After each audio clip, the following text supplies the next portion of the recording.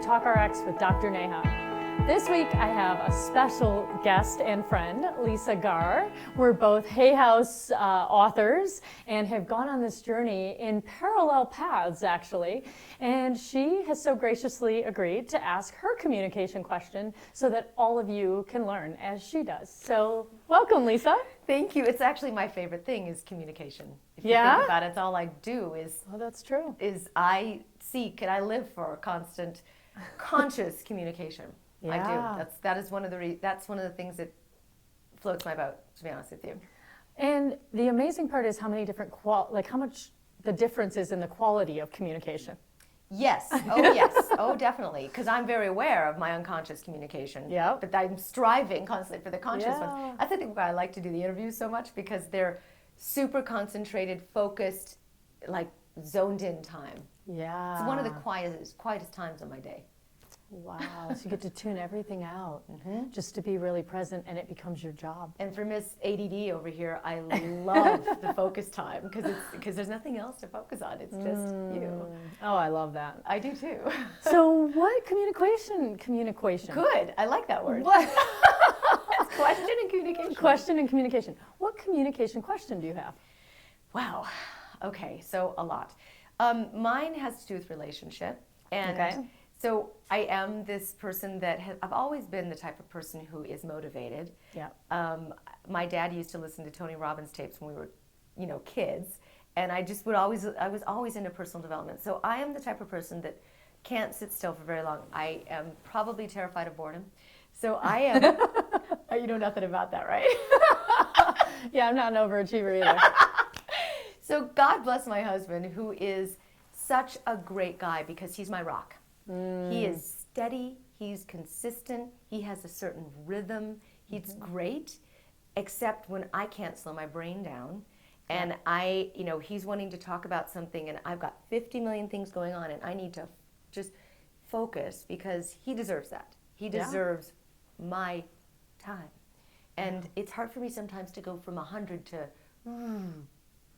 Slow down and focus. But it's interesting because you'll do it for work. God, that is weird. Interesting, right? It is. So what's the difference between an interview, right? Yeah. And when your husband's asking for your attention? That is a great question. God. I'm not scheduled to talk to him at a certain time. So it comes between times where I could be, I should be doing other things, where he'll come, because we work out of the house. You both do. Mm-hmm. So he'll catch me in between things where I'm going to grab like a tea or something, and he'll be like, let me tell you about this great phone call I have, and I can't, because I've got something, and I'll tell him, look, I've got something else, but I hate doing that. He's my husband. And it's an important moment. He's excited, he's passionate, he wants to share. He just got off a great phone call and wants to share, and I'm like, how do I do that? I don't want to appear that I am insensitive at all. So sometimes I sit there and I listen, and then I'll make myself late because I don't know how to communicate to the man that I love. Yeah. I don't have time to have this conversation right now. I feel horrible in saying that. There's just no way I would. So where do you feel that inside your body? Oh, it's like right here. It's like Like your gut? Yeah. Yeah? And I stop breathing. I could pretty much be sure of that. For a communicator that's going to be interviewing other people and doing all this work, right? Yeah. That will make you more anxious. Yeah. All right, so a couple things are coming to mind. One of them is that the excitement and the joy of working from home together. Yeah. I wonder if there might be built-in time. What do you do together that fills you and helps you connect? We ride mountain bikes together. That's Okay. our zone. That is our zone. And is it your zone silent, or do you guys get to talk to each other? We talk the whole time. We have the best. That's our spot. That's our space. That's we your fly connection. together out there. Oh, I love that. Yeah, we do. Yeah. And so it's almost like there's a few things. One is you do have that quality time together. What he's trying to bring in is the spontaneity and in the moment piece of it. Right. Which, Lisa, I have to tell you, whenever I'm with you, I feel that from you. Right. Like to me, your curls tell me like your spontaneity and your aliveness. Like it's just how you show up. You're really alive. I am.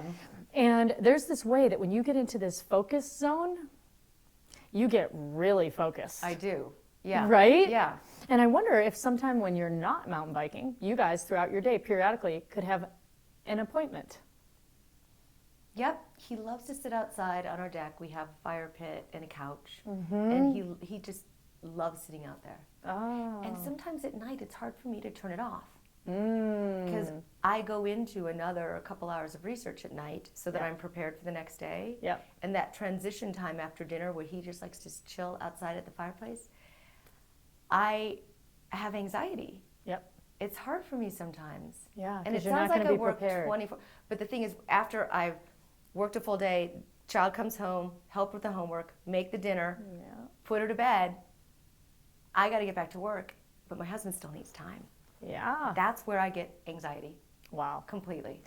All right. So I'm just going to give you a tool, which Okay. is a way that he can get your attention, which would be, hey, Lisa, I just had this amazing call. It's going to take me 5 minutes to tell you about it. Okay. When is a good time for you? Oh, I feel so bad that he'd have to even say that. But see, what he's getting right now is not really you. No. Because you're the right. feeling bad thing, communication doesn't take a lot of time, but it does require your focus and presence. Yeah. Maybe that's it, Neha. Maybe I want to give him so much. I want to give him this, and I don't feel that I'm doing that in those 5-minute transitions or in those 10-minute transitions. Have you ever asked him? It's, no, ask him what? Said to him, right? Honey, when we're in the middle of the day and we're and you want to share something with me, Yeah. and I connect to you briefly and then I'm off. Does that feel satisfying to you? Do you feel connected? Do you feel like you were heard? Oh, I'm sure he doesn't, and I should ask No, him. but you don't know yet. I don't know. We don't know yet. So the first thing you want to do is you feel something's not right. Yeah. So you got to trust that Yes. because you know you're not present. Yes. But I am wondering if what we should do is set up video cameras and chairs in your house. Okay, and you guys have to come sit because Yes. that's the place Oh where my you God. are focused and present. Okay, 5-minute interview, go. Yeah, go. That's interesting. Wouldn't that be fun? Yeah. I mean, to start working with what it is. And then there's an underlying driver, which is in those of us, I'm including myself in this, that are so driven. Yeah. So driven. The question becomes, what is it that I'm driving for? Yeah. What am I running to? When will I know that I'm there? What is this that I'm so trying to achieve? And for me, it's so interesting. I think there was a part of me in my family that didn't feel heard or seen. And so there's this way now that it's almost intoxicating to be seen in the world. And until I heal, I just got the chills when I said that, Wow. so I know it's true. It's very true. Yes. I have to figure out how to heal that little girl who wasn't seen and Yes. wasn't heard, so that what I'm doing is from a place of true giving, Yes. than trying to fill a cup, like please like me, Yeah. please like me, please like me. Yes. And meanwhile, there's a hole at the bottom of the cup, and now I have to go back to the next person and ask to please like me, please, right? What would it feel like for my cup to be full? I was thinking about this on the way here on the plane. And I was thinking about my whole life, how I have been that way, and won awards and always having to be at the top of my game. Yeah. And I've interviewed people that have told me the story that they've been like me and they crashed. They finally realized that there was no more chasing, and then they dropped out completely. Yeah. And I've been thinking about that lately, thinking, what is it that I am constantly trying to achieve? Yeah, and for whom? Right. Because one thing, every time I speak to you, you speak about your husband with so much love. He's in most of my book. Yes. And so it's Yes. I have no doubt Yes. that he is someone so critical and important to you. And I wonder if there is someone in your life, right, that you felt that with, either when you were young, you had to work really hard to be seen, or is there something on a parallel here that you can think of? I had parents that always liked to put me on the pedestal, like my mom specifically, major perfect pictures. I was always dressed in the matching outfit, every like plaid the whole way through, up and down, gingham, matching, pink. I was a bandbox. Wow. And and maybe the reason I haven't called you stylist.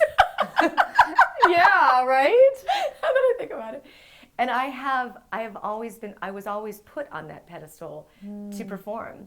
I won awards and national competition. I mean, I was really put on that pedestal when I was little. And there was an emphasis in my family to do that. Wow. Yeah. And so what if now it's about what truly makes you happy? Like, what if your self-worth now comes from what truly brings you joy? Yeah.